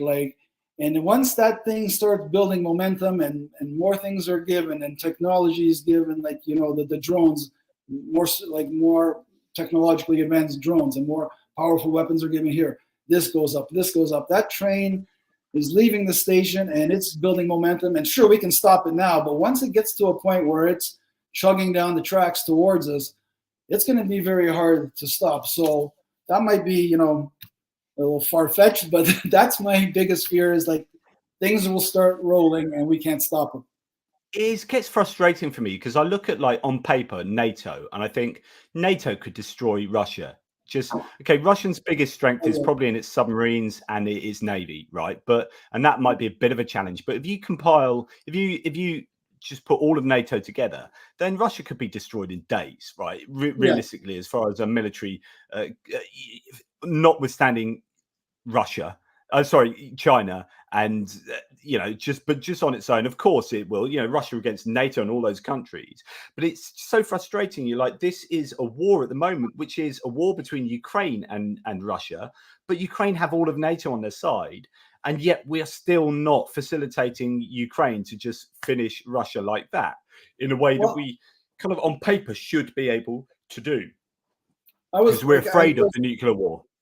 Exactly, but this is where I was asking you again when Exit 266 was on with you, and the question was also asked clumsily by me, but I was asking, like, why can't I know the Montreux Convention, and I understand that it's 1936 and that convention's been that agreement has been honored for a long time, but what is to stop NATO vessels from entering through the straits and just saying, like, am I totally naive, or just saying we're coming through and that's it? Like, if NATO, I mean, if Turkey, you want to do something about it and try to stop us, go ahead, like, do your best, but we're coming through. Like, that kind of toughness is what's needed. Like, as long as we don't approach Russia with the same kind of toughness that they're not playing by any rules, that they'll kill whatever they have to kill and do this, bomb dams and flood places and all that. But why can't NATO and its allies and, well, the NATO countries get together and be that forceful and tough and say, we're coming through the straits, deal with it. What are you going to do about it? We need those grain shipments. I wonder whether Turkey might have something to say about that, and it could be. So a lot of people talk about Turkey being an interesting one for Ukraine, in the same way that Hungary is often talked about. But actually, we kind of sometimes forget how important Turkey is. So Turkey is essentially the center of the world. Like, Turkey joins the Middle East and Africa and Persia and Eurasia and Russia and Europe all together, right? So it is massively important. That's why Turkey are in NATO. Turkey are in NATO because NATO need Turkey. Turkey are superbly strategically important. And as a result, Turkey get away with stuff, I guess, that can annoy NATO a lot. Like, for example, what's going on with Ukraine. Like, Turkey are kind of speaking out both sides of their mouths. Hungary as well, being part of the EU and NATO, would have a great use, but now they're kind of pushing that envelope a little bit too far. But Turkey still are really, really important. So I guess what they dictate around the Bosphorus Straits is kind of has to be taken seriously. And imagine if they say no to NATO, NATO are kind of like, I guess that's a no. But what's interesting is where you have Bulgaria and Romania. So when you got Romania in NATO, like, well, their navy can surely, operate within the Black Sea, and their navy could do that kind of stuff. It's not a case of bringing in French ships or US ships that are going to be really escalatory, but Romanian ships, that should be cool, and they can do that kind of NATO thing, and we could help provide some more ships for Romania or something. Do you know what I mean? We can do these things in clever ways. But yeah, anyway, maybe I'm just naive or ignorant about Turkey or something, but to me it just seems like, just go through there and let them deal with it. You know what I mean? It's just, but I don't know what could they do to NATO ships and all that. But like I said, I might just be so frustrated that I'm looking for anything. I'll take anything. Come on. Yeah. Alan Goodman here says, to Mark, and this will be one of our last questions, because I guess you guys need to get on and whatnot. But Mark and Olena, do you have any contact with Belarus and a sense of what the general populace feel about the war? So Ukraine's history with Russia, it can maybe be a bit of a parallel to Belarus's history with Russia, where although they failed to get away from the Russian sphere of influence, but they've had their own protests against Russian influence in Belarus, but they've been quashed. Do you have any contact with Belarus at all? I just asked Olena. We don't have any friends or contacts there, but the only thing I can think of is Belarus is an example of what will happen if Ukraine does not fight. That's what's waiting for Ukraine if we do not fight. If we give up, it just becomes a puppet. You know what I mean? Putin will send his man in there, and that's what he always wanted to do, is just send his. And that's what always been the case, even when Ukraine was free, or got its independence. We all assumed it was free, but time after time after time, all they did was bring in their people who could be easily manipulated, easily bought out, the corruption, you know what I mean? And the regular Ukrainian people just got sick of it. It's like every time we have an election, every time we want and we see a chance, the people that are in charge is the same thing over and over again. You know what I mean? It's like now, it's like Ukrainians saw, okay, the Russians were in charge in the Soviet Union, and they were corrupt, and they took everything from the people.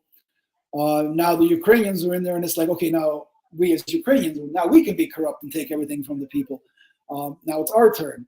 And like regular Ukrainian people just got sick of it. And when Zelensky came into the office, and finally, like he went in with like 75% of the vote, but you know, before the war, even his popularity was slowly waning as he couldn't get things done fast enough because the corruption is crazy there. And thankfully, like, you know, these people are exposed now. A lot of people have been exposed for their corruption, and a lot of Ukrainians are now just demanding, like, we're done with this. Like, we're done with all this corruption. Like, we want to be part of Europe. We want to be part of the West. And in order to do that, we got to stop this. We have to change this whole way of thinking. And I can see it changing for Ukraine, you know, slowly but surely, like maybe another generation or two. That's an interesting area. So two things. First of all, how have you experienced, or how have your parents experienced, or what do friends and family think about like corruption and how that has changed over, you know, your lifetimes? Is this something that you have seen change? And also, what are your friends and family's views on Zelensky at the moment? You could better answer that. Do people still like support Zelensky? Yes. I agree. Before the war, Zelensky, he didn't have a lot of. For Ukrainians, I think he wasn't a very popular person, but now we believe in our president, and we can see a lot of changes in the Ukrainian government, and I think for now it's. But even before the war, because Olena had relatives there, they were showing even like such things as the roads. The roads were horrible in and around her area, Snihurivka and her son outside. Like companies were paid by the government to fix these roads. They kept the money, and the roads remained the same. So like they were showing and teaching me that this is the kind of stuff that's still going on, and this is why people are still. You know, the popularity of Zelensky is declining still steadily because he hasn't been acting fast enough. But at the same time, the corruption is so widespread, like for him to just snuff it out overnight is not going to be possible. It's going to take a long time. So while his popularity was on the decline before the war, his popularity went up again because of the war. And we're hoping, with all this extra pressure put on by all the eyes that are on Ukraine now, that getting rid of these people, and it's funny, me and Olena, we know these people, like we see them all the time. If you go to a church, if you go to a function, something about being in charge, it puffs them up, like, okay, I'm in charge here now, like this is gonna get done, this, and it's like, oh my God, it's frightening to see, like the power hungry, like you're a parking attendant telling people where to park, but at the same time you're all puffed up. Now you park there, I'm in charge. Now you park there. Like it's like, and it's these kind of people who get into office who see that they can get rewarded and steal money from this, and they think it's like natural. Like this is my right. I'm entitled to skim off the top here now because like I'm in charge, and it's getting rid of those people. And getting like decent, normal people who just love their country, love their people, because Ukrainians are, it's a good way to end this, like Ukrainians are just people who want to be left alone. Just let me live. You know what I mean? I want my house, I told me and Olena are very private people. This is way outside of our comfort zone, but we just want what's ours. And if we see someone like you, Jonathan, you've got nice stuff and everything, where it's like, wow, good for him. That's his life. We're happy for him, but I don't want anything that he has because that's his. I'm not entitled to that. I want him to enjoy his life. I want me to enjoy my life, and together we can be friends and all that. But there's nothing that I want to take from him. You know what I mean? And that's simple Ukrainians. That's all we really want, is just let us be, let us live. Yeah, and it's really good to see that Zelensky and the government, I mean, they have taken serious steps towards dealing with corruption. As I've said many times, they are moving up the Transparency Index corruption leaderboard. Yes, they're still down in whatever 116th position or whatever, but they're still a good 20 places above Russia. Russia are going down, Ukraine are moving up. And the great thing about Ukraine is not only do they want to get rid of corruption, and we understand that this takes a long time to affect, right? But these changes, they're not easy. But the great thing is that they not only want to for its own kind of benefit, but also you've got NATO and you've got the EU saying, you have to get rid of corruption because you can't get into the EU without having these transparency, rulings and without doing X, Y, and Z. And it's great that you've got these third parties coming to Ukraine and saying, okay, yeah, we've given you an audit. You're failing here, here, and here. You need to do this. And Ukraine is saying, yep, okay, we'll do that. There's no kind of pushback. There's no kind of like underhand stuff going on. It's like, yeah, we recognize there's a problem. We are trying to do it. By the way, we're also at war here. And that makes these things somewhat more difficult. And they're still doing that. And you've got the EU, von der Leyen, coming back and saying, we've been amazed at how much they're doing, considering they are at war. So I'm really impressed at what Ukraine are doing, given how difficult it is to do, just to be overly, positive. Look, I really appreciate the time you spent with us. There's so much more to talk about, of course. And, there's so many, I'm sure there's so many stories that your family and friends have had that we've not had time to even dip into. Before we sort of start wrapping things up, Mark, Olena, is there anything you want to mention? Are there any subjects that we haven't touched on that you would like to mention? Okay. I would just like to thank you once again for, I think I speak for everybody out there, how much we love you, how much we depend on you, and we can't believe that you're on as much as you are. I haven't seen anything else out there on YouTube that closely comes to this, and I just hope everybody supports you well, and because we need you strong, we need you funded well, we need to make sure you're out there fighting for us, because like I said, it's not just something I say lightly about fighting in the trenches. You are doing an amazing job. And just lastly, I just want to say, can you imagine if we had right now, if somebody in like World War I and World War II, we had the technology we have now and came on every day to tell us what's going on day by day by day and have all this information and just give it to us. If we had something like that to look on, like people would be studying that for years, instead of looking in like old grainy black and white videos or reading newspapers or books. You had someone. So I just want you to say hello to the people of the future who will be looking at this. They won't be looking at Tucker Carlson for the true information. They will be studying what you've been doing and saying, because this is an important war, I think it's an important time. So they'll be looking into people like you who every day analyze step by step the progress. Like, man, that is like a wealth of knowledge. And they were going to say, this guy did great, except for the day when he had some idiot named Mark Biscuit on his show. That was his. That'll be the highlight. At least Mark's life was beautiful. So. But I just want to leave you with that, how important you're doing.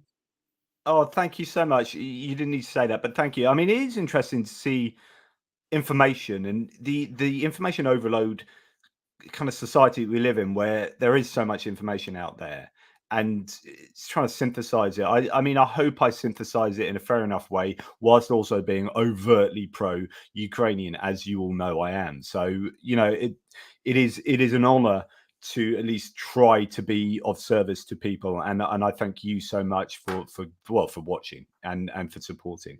But you give us the good news, you give us the bad news, you do everything. There's no sugarcoating the bad stuff. You just lay it on the line, and it's just so refreshing in today's age where if somebody doesn't have like an ulterior motive, they just want to deliver just deliver the truth and fight for it. And I know you have to deal with a lot of trolls and a lot of nonsense every day that you got to go through. And it, like that's what I mean. Like, you're fighting in the trenches, and it's not always a picnic. You know what I mean? It's funny. Like, I get days where, and this happens a lot. I get days where people have a right go at me for doing something, and then at the same time, someone's having a right go at me for doing the opposite.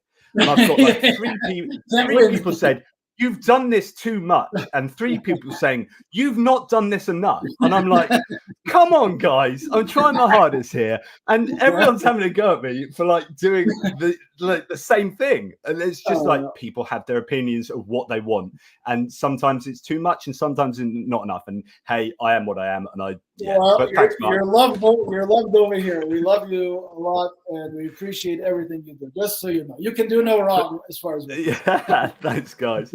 And also thanks to Matt Bishop here, who, you know, it's Australia, and it's all upside down there, so he had to go to bed. But thanks, mate. And I did post this up earlier, but I really appreciate Matt's support as well. He said, JP, you might want to mod someone to keep Trev under control. Well, yes, talking about trolls. And also Niels Clements has just said, and thank you so much, Niels, nuclear weapons, as President Biden said, don't, it will trigger World War III and will mean World War IV's weapons will be clubs and stones. Interesting way of looking at that. Yes, I forgot. That's genius. Yeah. So it is worry.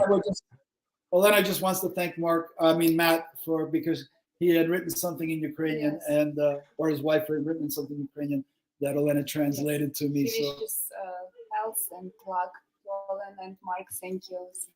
Thank you so much, Matt. Oh, what a nice guy. Good old Matt. Excellent. Yeah. I didn't even try and say that. No. So I just ignored it. I went, but I forgot, obviously, that you guys can speak Ukrainian. So I was like, yes, thank you for the translation. And, you know, because Niels has just brought up talk of nuclear war, and we don't want to end this on a really depressing note of, oh my goodness, we're all going to die in a nuclear holocaust. And not, you know, but thanks anyway, Niels. I'm going to end on talking words. So in the live thread, while we're talking about like experiences on the front line, people were talking about the longest words they know. So someone brought out anti-disestablishmentarianism, which is a famous word that we use in Britain a lot. But this one, flocky-knocking-hillipilification, is an interesting word. So I'm going to get out some of my Latin, being taught Latin as a kid. That means the estimation of worthlessness. And I'm going to try and remember some of these bits. So fication, it comes from facio, which is to have. So it's nihil means nothing. Pili means a spear, like literally like a spear. Flocky and knocky, one of those is wool.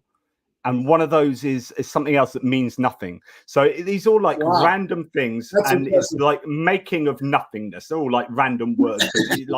So it means the estimation of worthlessness. So you guys, on the other hand, are the opposite of flocky knocky in the hill. You are the estimation of awesomeness. I hope we did okay. I apologize again to the people watching if we weren't as coherent as we should be, or didn't provide as much as we should, but we tried our best. And it was really, really nice to talk to you and meet you finally over the internet. It's taken a long time. We got there in the end. I really, really enjoy everything you do, and I appreciate you. And much love out to you and your family. Yeah, and there's a lot of love to you guys here as well. And Paddy Pliner, supercalifragilisticexpialidocious, does not cut the mustard. You can't bring a Disney made-up word into this. It's not in a dictionary. It doesn't work, Paddy. That's bringing back memories from England when I was singing that on stage as a little boy for the class. Yeah, so lots of good memories still. So well, that's good. That we've gone full circle. So I like that. Thanks, Paddy. Yes. Appreciate that. Anyway, guys, look, stay on the line, and as we go out, so don't leave yet. Thank you very much to all the people in the live chat for the lively chat. Thank you for your support. I really appreciate Mark and Olena coming on, and hopefully they'll come on again. And I'm sure we've got more to talk about. In the meantime, thanks so much again. And last words for you guys. Last words, Mark, Olena. My last words again are just thanking so you. I don't know if I said it enough, but I don't know if you really, for me to have someone that I can go to every day and get the information, because we're both busy during the week, and it's so nice just to have everything come at us, and we know that we can trust it, and that is huge in today's day and age, is that trust that we have in you, and you never break it, and we just appreciate you so much, and all your people that you know, Andrew Perpetua and Tim White, this whole list of that, Greg Terry, everybody is like super top notch. And if everybody in the world was made up of people like that, then there would be no wars and everything. We could all talk. I mean, we probably don't agree on a lot of things politically, spiritually, and all that. It doesn't matter. We find a way to still get along and respect each other and enjoy each other. And I would love someday to, when the war is over, we can talk about morality and all those issues, and it would be great just to bounce off ideas with you. And I can get back to talking philosophy. Yeah, like, goodness me, my poor philosophical channel doesn't get enough of me. No. I don't get to talk about those big ideas. It's all about Ukraine. But no, thanks, mate. Appreciate that. It is a one-stop shop, hopefully. Anyway, take care, everybody. Thanks again, Mark and Olena. Speak soon. Thanks, and everybody. Tomorrow I'll be speaking to John Sweeney, the BBC or former BBC investigative journalist. So yeah, hopefully some good stuff out of that as well. Okay, toodle pips. Thanks. Bye, everybody.